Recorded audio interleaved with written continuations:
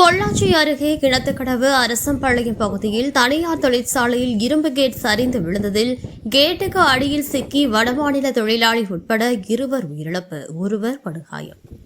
கோவை மாவட்டம் பொள்ளாச்சி அடுத்த கிணத்துக்கடவு அருகே உள்ள அரசம்பாளையம் பகுதியில் செயல்பட்டு வரும் தனியார் காஸ்டிங் நிறுவனத்தில் இன்று மாலை நிறுவனத்தின் பின்பகுதியில் அமைந்துள்ள குடோனில் இரும்பு கேட் அமைக்கும் பணி நடைபெற்று வந்தது. இந்த பணியில் கிணத்துக்கடவு சிக்காளம்பாளையத்தைச் சேர்ந்த மகேந்திரன், பீகாரை சேர்ந்த பூபேஷ் யாதவ் உள்ளிட்டோர் கேட் அமைக்கும் பணியில் ஈடுபட்டிருந்தனர். இருவரும் நிறுத்தி வைக்கப்பட்டிருந்த கேட் அருகில் கேட் நகர்ந்து செல்வதாக சக்கரம் பொருத்த கேட்டின் கீழ்ப்பகுதியில் அமர்ந்து கான்கிரீட் அமைக்கும் பணியில் ஈடுபட்டிருந்தனர். இந்த பணிகளை கோவை புதூரை சேர்ந்த ஒப்பந்ததாரர் மணிமுத்து பார்வையிட்டுக் கொண்டிருந்தார். இந்நிலையில் நின்று கொண்டிருந்த கேட் திடீரென சரிந்து மகேந்திரன் மற்றும் வடமாநில தொழிலாளி பூபேஷ் யாதவ் இருவர் மீது விழுந்து நசுக்கியது. அக்கம்பக்கம் உள்ளவர்கள் கேட்டுக்கு அடியில் சிக்கியிருந்த இருவரை மீட்டு பொள்ளாச்சி அரசு மருத்துவமனைக்கு கொண்டு சென்றனர். அங்கு பரிசோதித்த மருத்துவர்கள் இருவரும் இறந்துவிட்டதாக தெரிவித்தனர்.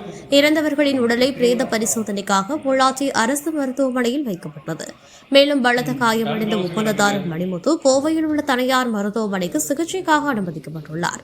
சம்பவ இடத்திற்கு வந்து பேரூர் காவல் துணை கண்காணிப்பாளர் சிவக்குமார் விசாரணை மேற்கொண்டார்.